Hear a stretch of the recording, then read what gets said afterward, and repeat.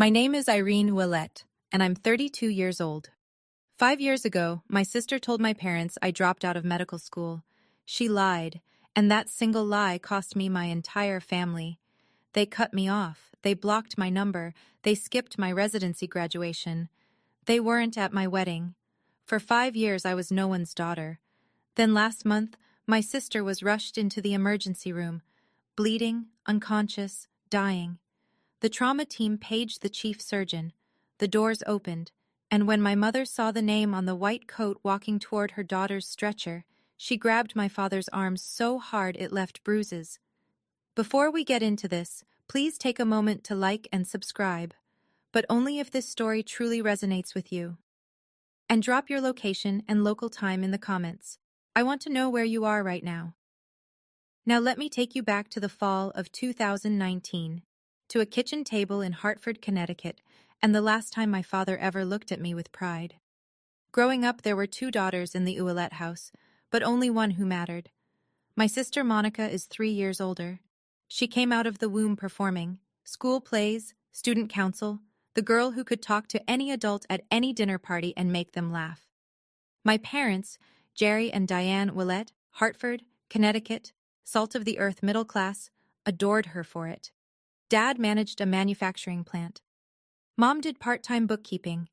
They valued 2 things above all else: appearances and obedience. Monica delivered both, flawlessly, every single day. I was the quiet one, the one with her nose in a biology textbook at Thanksgiving, while Monica held court at the table. I wasn't rebellious. I wasn't difficult. I was simply invisible. There's a difference between being forgotten and never being seen in the first place. Here's a small example. 8th grade, I made it to the state science fair, the only kid from our school. Same weekend, Monica had a community theater performance. One guess where my parents went. When I came home with a second-place ribbon, Dad glanced at it and said, "That's nice, Reenie." He didn't ask what my project was about. He never did. I told myself it didn't hurt. I told myself I didn't need the attention. I poured everything into my grades, my AP classes, my applications. I figured if I couldn't be the daughter they noticed, I'd be the daughter they couldn't ignore. And for one brief, shining moment, I was. The day I got accepted into Oregon Health and Science University's medical program, 3,000 miles from Hartford, something shifted. For the first time in my life, my father looked at me, really looked at me, and said 5 words I'd waited 18 years to hear. But I'll get to that.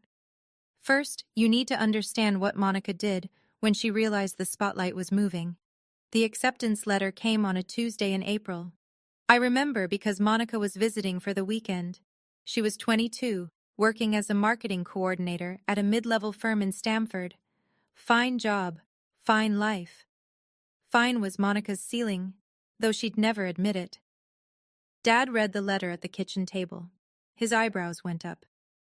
"Oregon Health and Science," he said, slow, like he was tasting the words. "That's a real medical school." Then he looked at me. "Maybe you'll make something of yourself after all, Reenie." It wasn't a compliment, not really.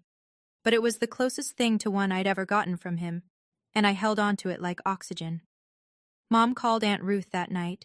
She called her sister. She called 2 neighbors. "Irene got into medical school. Can you believe it?" Her voice had a pitch I'd never heard before. Pride, genuine, undiluted pride, directed at me. At dinner, I glanced across the table at Monica. She was smiling, but it was the kind of smile that stops at the mouth. Her eyes were doing something else entirely. Calculating, measuring, recalibrating. I know that now. At the time, I just thought she was tired from the drive. That week, Monica started calling me more. 2, 3 times a week.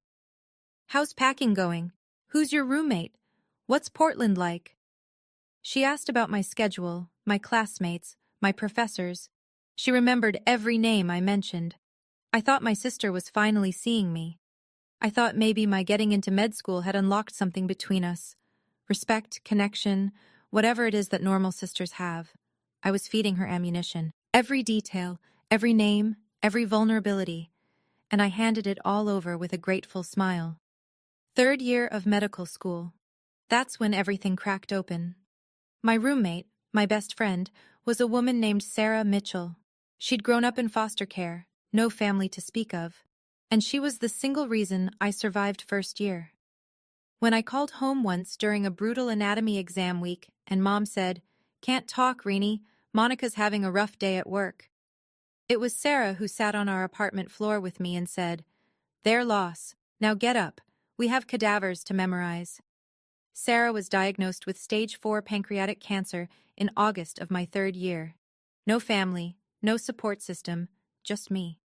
I went to the dean's office the next morning, explained the situation. He approved a formal leave of absence, 1 semester, caregiver status, paperwork filed, spot held. I would come back in January. It was all documented, all legitimate.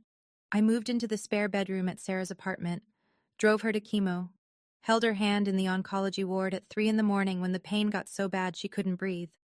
I called Monica to tell her. I don't know why. Maybe I still believed she was the sister she'd been pretending to be. I told her about Sarah, about the leave, about the plan to return in the spring. Monica's voice was syrup. "Oh my God, Reenie, I'm so sorry.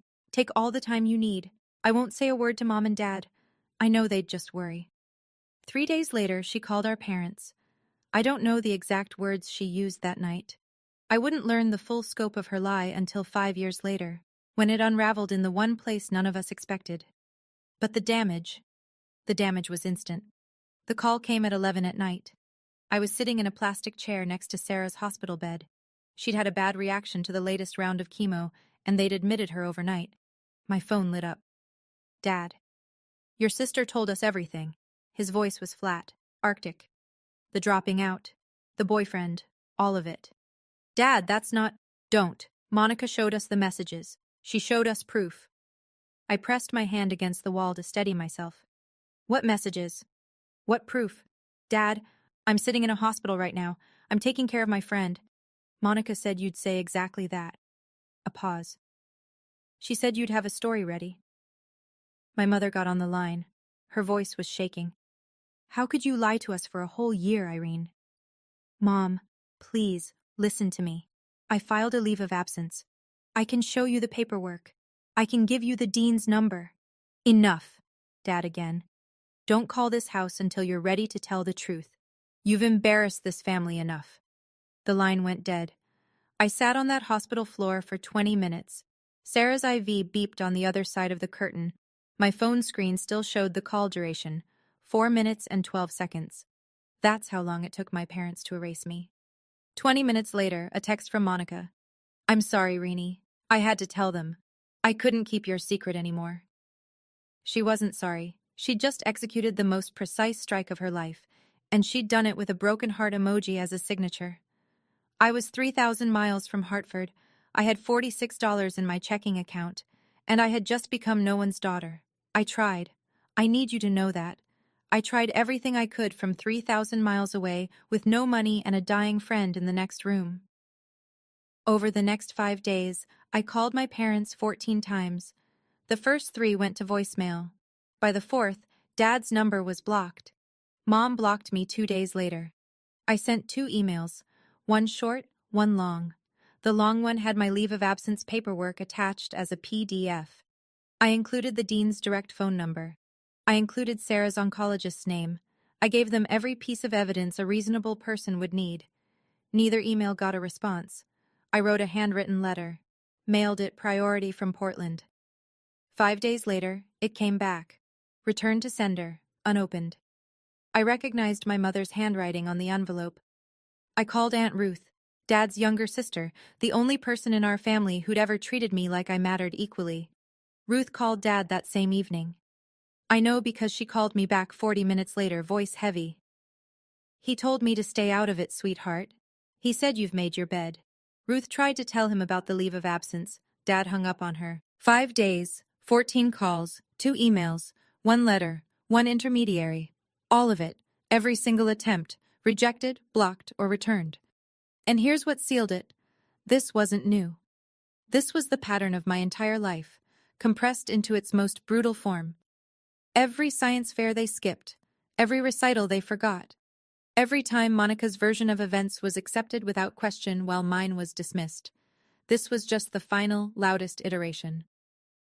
On the sixth day, I stopped calling. Not because I gave up. Because I realized they had chosen a long time ago.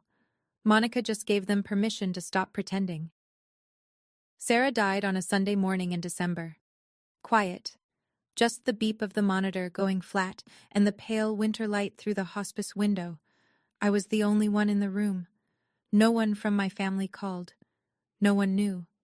The one person I'd told, Monica, was too busy tending to the lie she'd planted to care that the reason for my leave of absence had just stopped breathing. I organized a small funeral. 6 people came. Sarah's former foster sister drove up from Eugene. A couple of classmates. A nurse from the oncology ward who'd grown fond of her. I stood at the front of a chapel that could hold 60 and read a eulogy to rows of empty pews. I didn't cry, not because I wasn't broken, because I'd been crying for 3 months straight and there was nothing left.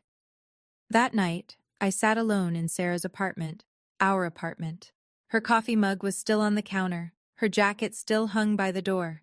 I opened my laptop and stared at the application to re-enroll for the spring semester. Then I found it. Tucked inside Sarah's copy of Grey's Anatomy, our running joke, she'd bookmarked the chapter on the pancreas with a yellow sticky note that said, "Rude," was a card. Her handwriting, shaky but deliberate. "Finish what you started, Irene. Become the doctor I know you are. And don't you dare let anyone, especially your own blood, tell you who you are." She'd written it weeks before she died. She knew she wouldn't be there when I needed the push. I closed the laptop, opened it again, filled out the re-enrollment form. 2 options, crumble or climb. I chose to climb, not for my parents, not for revenge, for Sarah, and for the version of myself she believed in. I went back in January. No family support, no safety net. I picked up extra student loans, took a part-time research assistant position, and ate hospital cafeteria leftovers more times than I'll ever admit. Medical school doesn't care about your personal life. Anatomy exams don't pause because your family disowned you. 12-hour clinical rotations don't get shorter because you cried in the supply closet at 2 in the morning. So I stopped crying and started working. I worked like my life depended on it, because in a way, it did. I graduated on time. No one from Hartford came. I matched into a surgical residency at Mercy Crest Medical Center, back on the East Coast, a Level 1 trauma center, one of the busiest in Connecticut. That's where I met Dr. Margaret Thornton. Maggie. 58 years old, chief of surgery emeritus, built like a steel cable wrapped in a lab coat. She became the mentor I desperately needed, and the mother figure I'd lost. 3rd year of residency, I met Nathan Caldwell. He was a civil rights attorney doing pro bono work at a community clinic near the hospital. Calm eyes, dry humor. The first person I told the full story to who didn't flinch, didn't pity me, didn't try to fix it. He just listened. Then he said, "You deserve better." 4 words. That was enough. We got married on a Saturday afternoon in Maggie's backyard. 30 guests. Nathan's father walked me down the aisle. I'd sent an invitation to Hartford. It came back the way my letter had, unopened. Aunt Ruth was there, though. She cried enough for 2 parents. After the ceremony, Maggie handed me a sealed envelope. "A nomination," she said. "Don't open it yet, you're not ready." I tucked it in my desk drawer without asking questions. 5 years passed. I became someone they wouldn't recognize. Now, I need to pause here for a second. If you've ever been in a situation where your family refused to hear your side, where the truth didn't matter because someone else's lie was louder, drop a fire in the comments. And if you think my parents are going to regret this, type karma. Let's keep going. Because what happened next, even I didn't see it coming.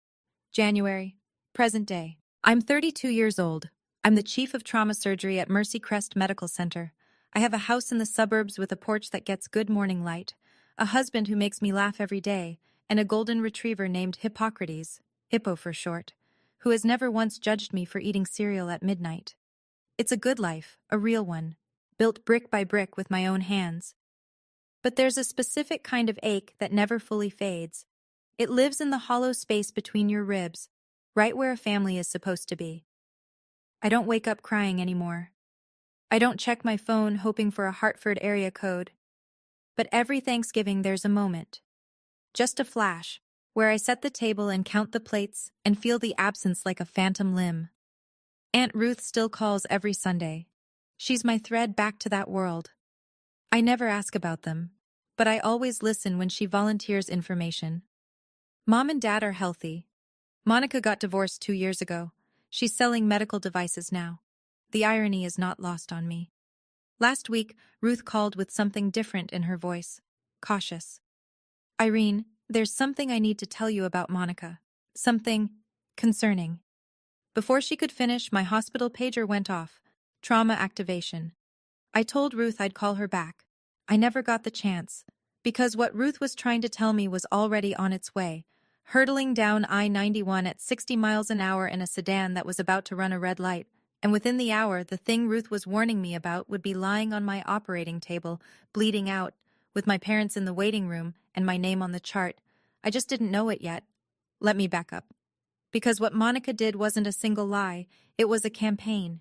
Ruth had been feeding me pieces over the years, reluctantly, carefully, like she was diffusing a bomb one wire at a time, and the picture she painted was worse than I'd imagined.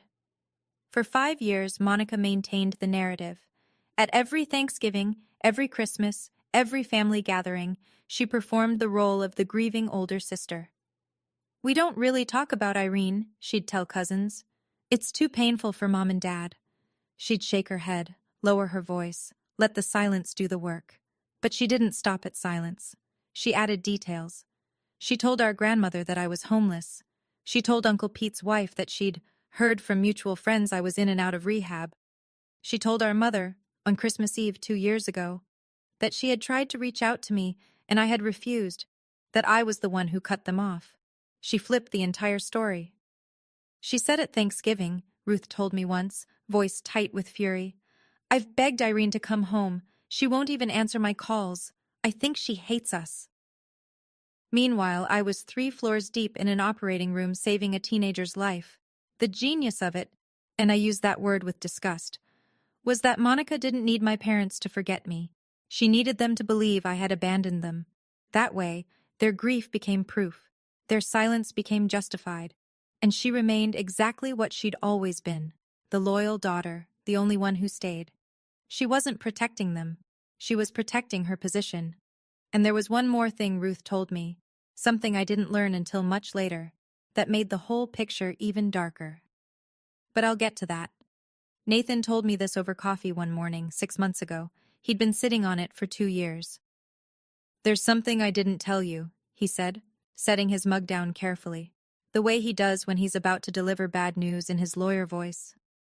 2 years ago, I got a call from HR at your old hospital.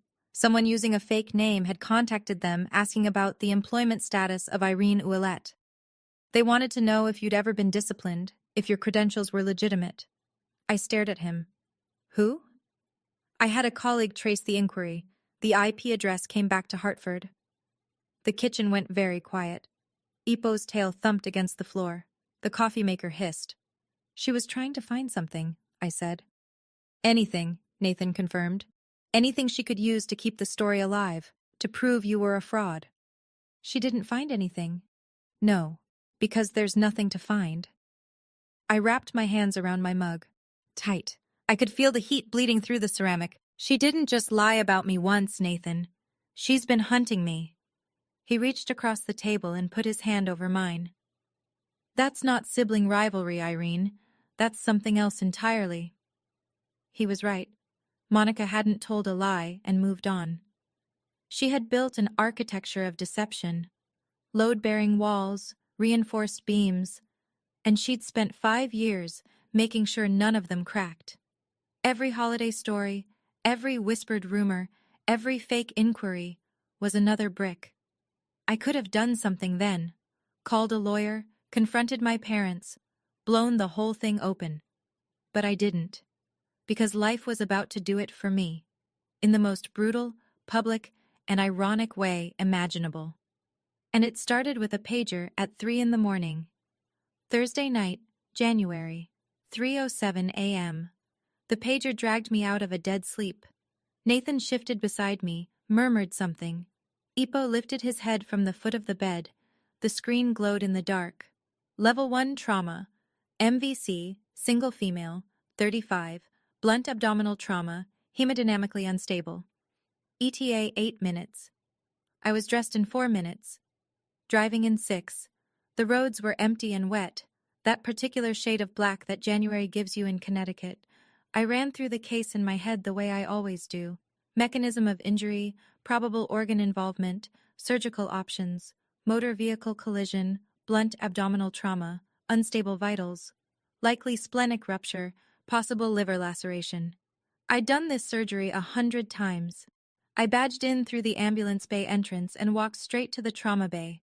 My team was already assembling. 2 residents, a trauma nurse, anesthesia on standby. I picked up the intake iPad from the charge nurse's station and swiped to the incoming patient chart. Patient, Monica D. Ouellette, DOB, March 14, 1990.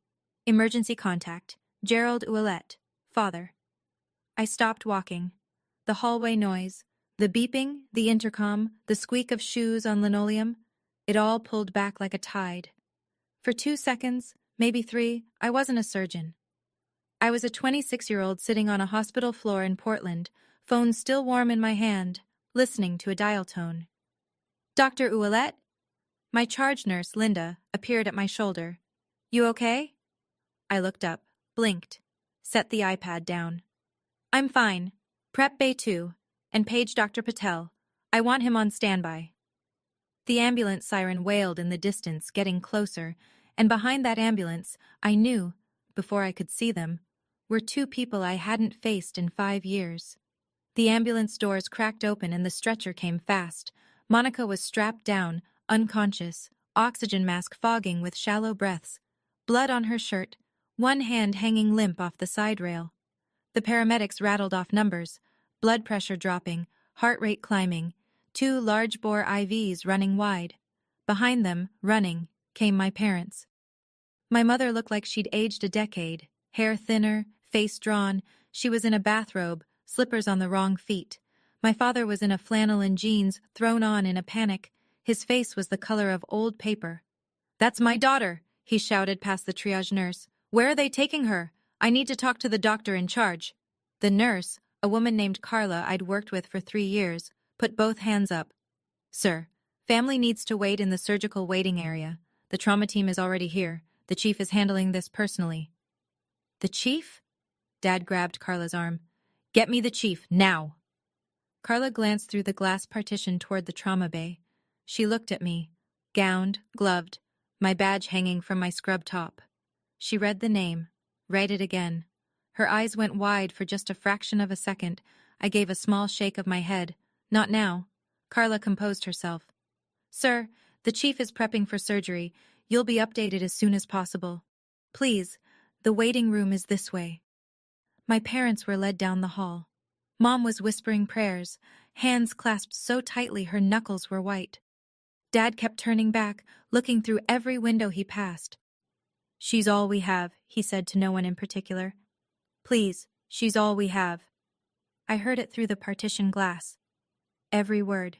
She's all we have. As if I had never existed. I stepped into the scrub room alone. 30 seconds. That's all I allowed myself. I turned on the faucet, let the water run hot over my hands, looked at myself in the stainless steel mirror above the sink. Distorted, warped. The way everything felt right now, scrub cap on, badge visible. The face of a woman who had been surgically removed from her own family tree, now being asked to surgically save the woman who held the saw. Part of me wanted to walk out, call Patel, let someone else carry this. Let my parents owe their daughter's life to a stranger, not to me.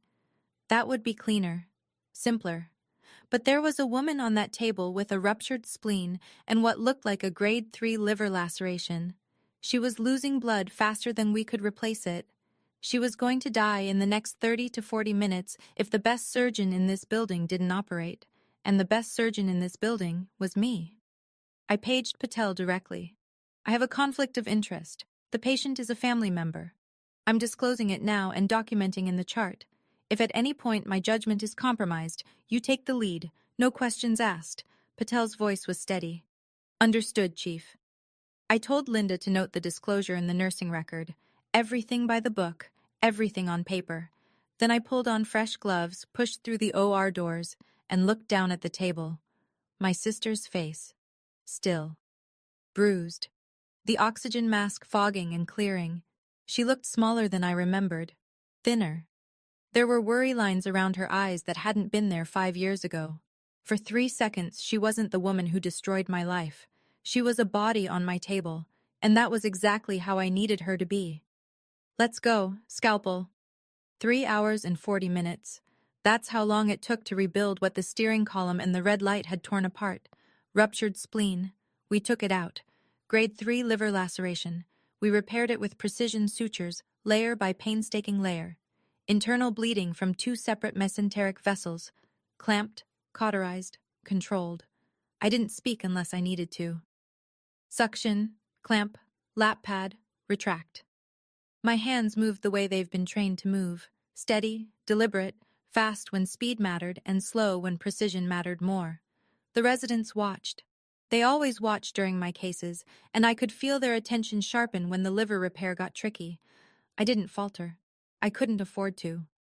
At 6:48 a.m., I placed the final closing stitch. Monica's vitals were stable. BP normalized. Output clear. She was alive. Dr. Patel, who'd been standing silently in the corner the entire time, pulled his mask down. Irene, he said quietly. That was flawless. You want me to talk to the family? I peeled off my gloves, dropped them in the bin, washed my hands. Automatic, methodical, the same way I'd done it 10,000 times before. No, I said. This one's mine. I caught my reflection again in the scrub room mirror. Same face, same badge. But something had shifted. For 5 years, I'd been the daughter who disappeared. Now I was the surgeon who'd just pulled her sister back from the edge of death. Those two facts were about to collide in a waiting room 40 feet away, in front of my entire night shift team. I straightened my scrub top, checked my badge, took one breath. Then I walked toward the waiting room. The hallway had never felt so long. The waiting room had that fluorescent hush that hospitals get at 7 in the morning. 2 other families were scattered in the far corners. A television murmured weather reports to no one.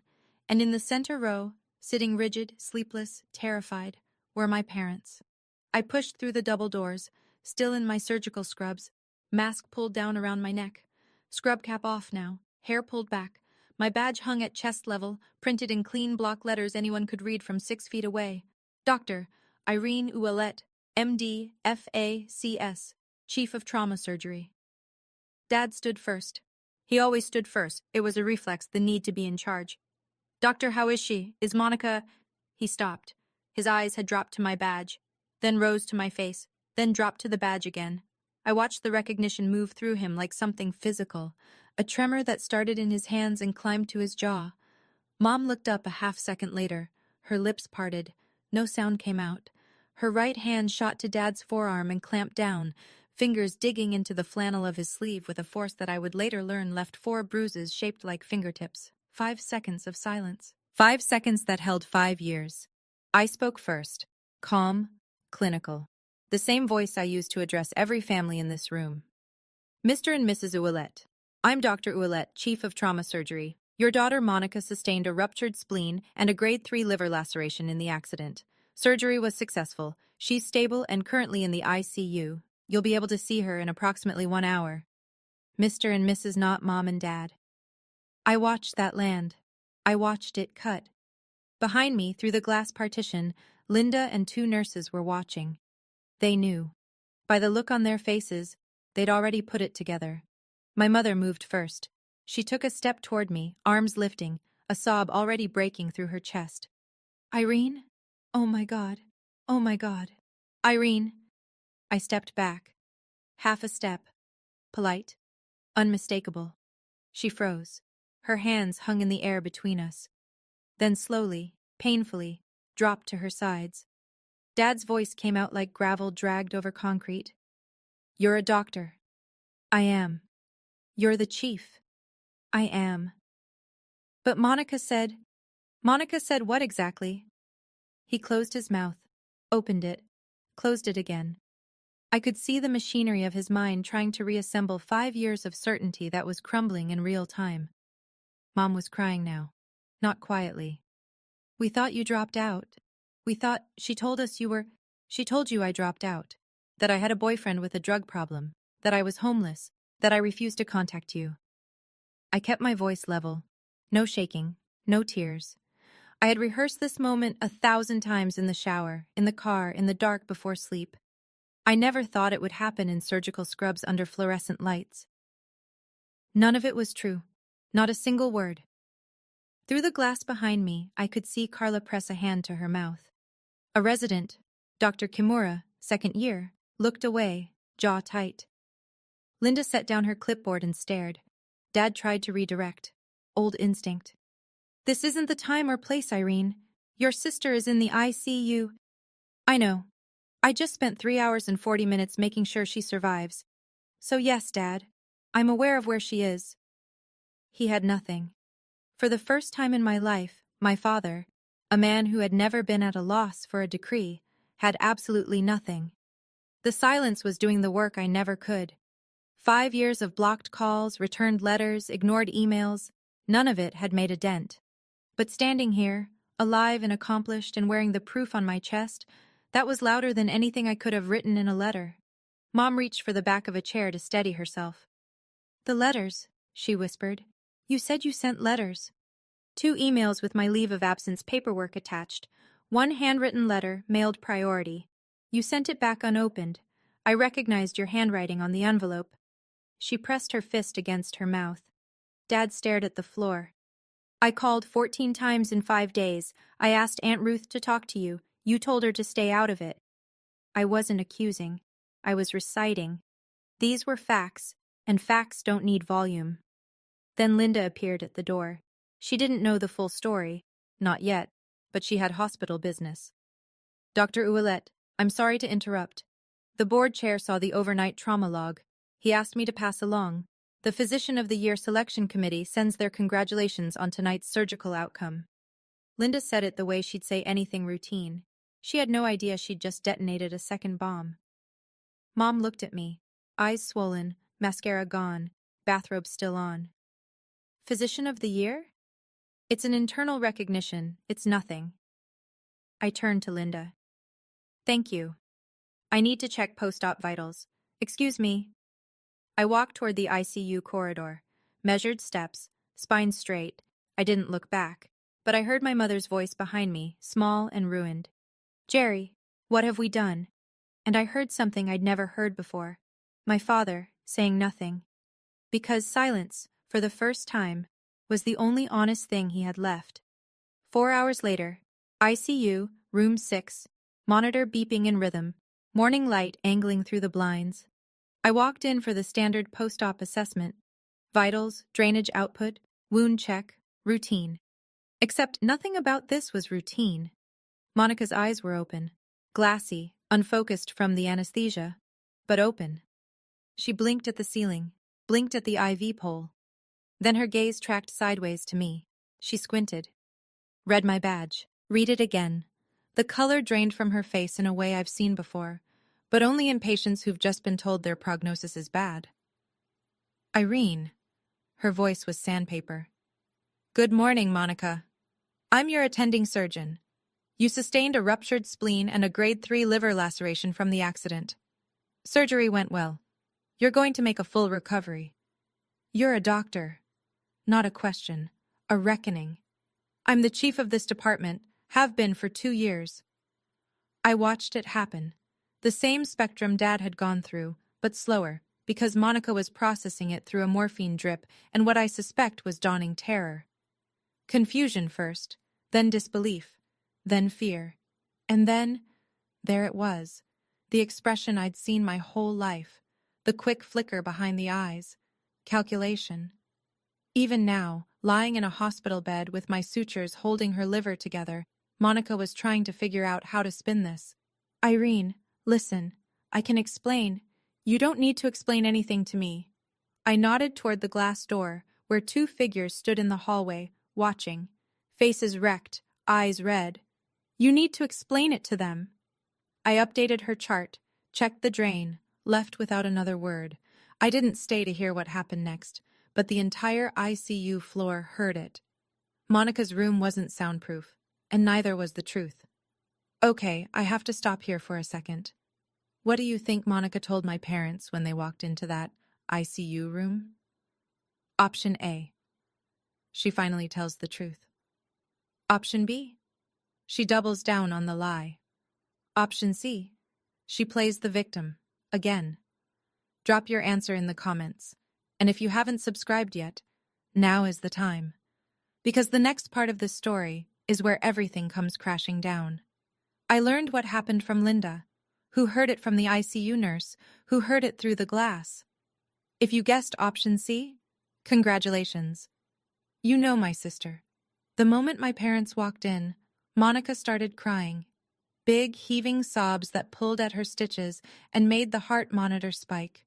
Mom, Dad, you have to believe me. I never meant for it to go this far. I was scared for her. Dad stood at the foot of the bed. His voice was barely controlled. Monica, Irene is a surgeon. She's the chief of trauma surgery at this hospital. I didn't know that. She said she sent letters, emails. She called 14 times. She asked Ruth to intervene. Mom's voice was flat, hollow. Is that true? She's exaggerating. You know how Ruth tried to tell us. Dad again, and this time his voice cracked. Not from sadness, but from the structural failure of everything he'd believed for 5 years. 2 years ago, Ruth called and said Irene was in residency. A surgeon. You told us Ruth was lying, that she was just trying to cause drama. Ruth doesn't know the whole story. What is the full story, Monica? Mom, screaming. In an ICU, the nurse at the station outside flinched. 2 rooms down, a patient's visitor looked up from their phone. And Monica, backed into a corner, IVs in both arms, my sutures in her abdomen, did what she always does. She pivoted from defense to offense. Fine, she's a doctor. Good for her. But she abandoned this family. She never called. Because we blocked her number, Monica. Dad's hand was on the bed rail, knuckles white. Because you told us to. The heart monitor beeped. The IV dripped. And Monica, for perhaps the first time in her adult life, had no script. Aunt Ruth walked into the ICU at 9:45 that morning. I'd called her from the scrub room after surgery, not to summon her as a weapon, but because Monica was her niece, too, and Ruth deserved to know. But Ruth came prepared. 5 years of silence will do that to a woman with a filing system and a long memory. She didn't sit down, didn't hug anyone. She stood in the middle of that room and said, I've been waiting 5 years to have this conversation, and I'm not waiting 1 more minute. She pulled out her phone, opened a folder she'd labeled, I found out later, Irene, proof. Inside, screenshots of every email I'd sent my parents in those first desperate days. The PDF of my leave of absence from OHSU, signed by the dean, stamped with the registrar's seal. My re-enrollment confirmation. A photo of my residency graduation, me in a cap, holding the diploma, Aunt Ruth next to me, the only family member in the frame. She held the phone out. Mom took it with trembling hands. And here, Ruth said, swiping to a text thread. This is from Monica, sent to me 4 years ago. She read it aloud. Don't tell Mom and Dad about Irene's residency. It'll just confuse them. They're finally at peace. The room went still. Monica stared at the ceiling. Her jaw was set, but the calculation was gone from her eyes. What replaced it was something I'd never seen there before, the look of someone who's run out of rooms to hide in. You told me to keep quiet for the family's sake, Ruth said, looking straight at Monica. But this family hasn't had peace. It's had a 5-year blackout. Ruth turned to my parents. And you two, you let this happen, not because you didn't love Irene, but because loving Monica was easier. Nobody argued. There was nothing left to argue with. Mom sank into the chair beside Monica's bed, but she wasn't looking at Monica anymore. She was scrolling through Ruth's phone, reading my emails one by one. Her lips moved as she read. She stopped on the last one, the one I'd sent the night before my residency graduation. I know what it says. I've reread it 100 times in my own sent folder. Mom, I don't know if you'll read this. I graduated from residency today. I wish you were here. I'm still your daughter. I never stopped being your daughter. Mom doubled over in the chair. Not crying. It was beyond that. It was the sound of someone meeting the full weight of a mistake they can never undo. Dad stood at the window, his back to the room, his shoulders shaking. Aunt Ruth told me later it was the first time she had ever seen her older brother cry. In 62 years, not once. Not at their mother's funeral. Not when his business nearly went under. Not ever. He cried now. Silently, facing the parking lot, while the monitor beeped behind him. Monica lay in the bed. She'd stopped talking. The IV dripped. Her eyes were fixed on a point on the ceiling. There was nothing left to perform, no audience that would believe her. The persona she'd worn for 35 years was lying in pieces on the linoleum, and no amount of charm or tears or clever reframing was going to put it back together. You missed her wedding, Jerry.